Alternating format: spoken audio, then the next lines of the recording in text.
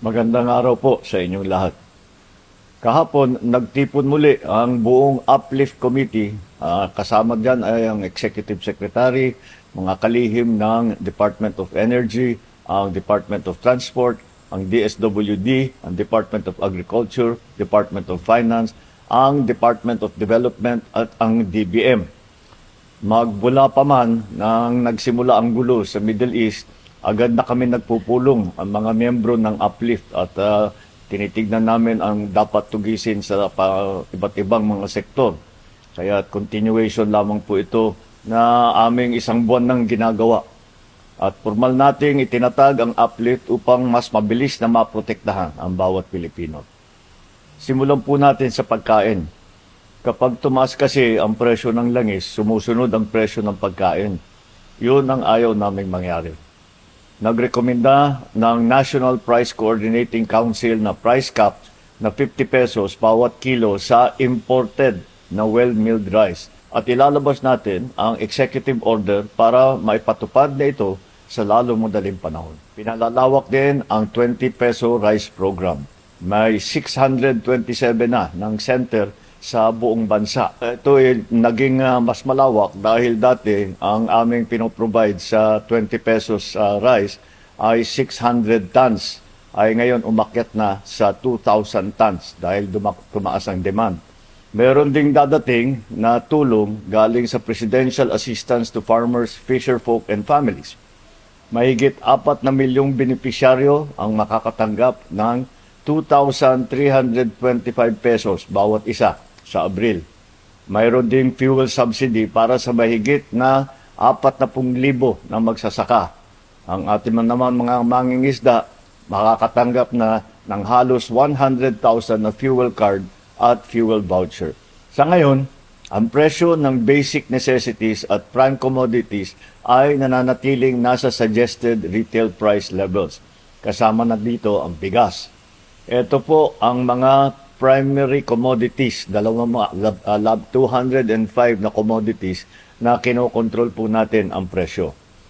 Patuloy tayong nakikipag-usap sa manufacturer at retailer na hindi sila magtaas muna ng presyo hanggang sa susunod na buwan. Sa ilalim din ng EO 110, binigyan natin ang DOE, PNOC at PNOCEC ang kapangyarihan kumilos ng mas mabilis sa pagbili ng langis. At ginawa naman nila ito. Nag-order na ang PNOCEC ng 1.04 milyong bariles ng diesel. Meron ding 142,000 na bariles na i-deliver ngayong linggo. Ang natitira ay darating sa buwan ng Abril. Nai-release na ng DBM ang 20 bilyong piso para sa procurement ng hanggang 2 milyong bariles ng karagdagang langis. 10 araw ito nadagdag sa ating buffer stock. Sa ngayon, may 51 days tayo na supply dito sa bansa. Noong March 25, nilagdaan ko ang Republic Act No. 12316. Itong batas na ito ay nagbibigay sa akin ng kapangyarihang suspindihin ang excise tax sa langis kapag kinakailangan. Magtatagpo ang DBCC ngayong linggo para ibigay ang kanilang pag-aaral dito sa bagay na ito sa excise tax. Sa bisa ng EO 110, may kakayahan na ang Department of Energy na magrekomenda ng aksyon sa ERC tungkol sa operasyon ng tinatawag na Wholesale Electricity Spot Market o WESM upang mabantayan ang presyo ng kuryente at maiwasan ang biglaang pagtaas nito.